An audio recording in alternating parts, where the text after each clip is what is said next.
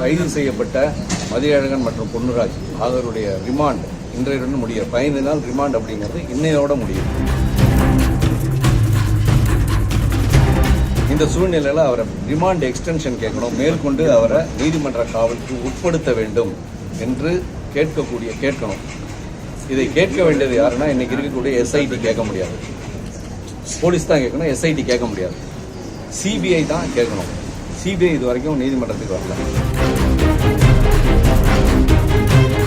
இந்த ரிமாண்ட் எக்ஸ்டென்ஷனை பொறுத்தவரை மெக்கானிக்கலாக remand extend பண்ண முடியாது. குறிப்பிட்ட காரணத்தை சொல்லி தான் ரிமாண்ட் எக்ஸ்டெண்ட் பண்ண முடியும், ஜுடிஷியல் கஸ்டடி கொடுக்க முடியாது அப்படின்னு எங்களுடைய ஆட்சேபனையை தெரிவித்து சம்பந்தப்பட்ட 2 பேர் கைது செய்யப்பட்டு சிறையில் இருக்கக்கூடிய 2 கருத்தையும் அறிந்து எங்களுடைய வாதத்தையும் கேட்டு அதற்கு பின் தான் நீங்கள் ரிமாண்டை எக்ஸ்டெண்ட் பண்ணணும்.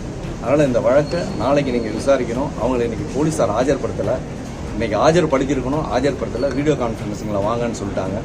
சேஞ்ச் ஆஃப் ஈவெண்ட்ஸ் இருக்கிற காரணத்தினால அவங்க 2 பேரையும் நீதிமன்றத்தில் நாளைக்கு நேரடியாக ஆஜர் செய்து அவர்களுடைய கருத்தையும் கேட்டு அதன் பிறகு எங்களுடைய வாதத்தையும் கேட்டு அதன் பிறகு தான் நீதிமன்றம் ரிமாண்ட் எக்ஸ்டெண்ட் பண்ண முடியும் அப்படின்னு ஒரு வாதத்தை முன்வைத்தோம். எங்களுடைய வாதத்தை ஏற்றுக்கொண்டு மாண்புமிகு ஜுடிஷியல் மேஜிஸ்ட்ரேட் நம்பர் 1 அவர்கள் மதியழகனையும் பொன்னுராஜையும் நாளைய தினம் காலை இங்கே நீதிமன்றத்திலே அவர்களை பர்சனலாக ஆஜர்படுத்தணும் அப்படின்னு உத்தரவு போட்டிருக்காங்க. நாளைக்கு அந்த வழக்கு ரிமாண்ட் எக்ஸ்டெண்ட் பண்ண முடியுமா பண்ண முடியாதா அப்படிங்கிறது சம்பந்தமாக எங்களுடைய வாதங்களை முன்வைக்க சொல்லியிருக்காங்க. நாங்களும் எங்களுடைய வாதங்களை நாளைக்கு முன்வைக்கிறோம் அப்படின்னு சொல்லியிருக்கோம். அதனால் இன்றையிலிருந்து அந்த வழக்கானது நாளைய தினத்திற்கு ஒத்திவைக்கப்பட்டது.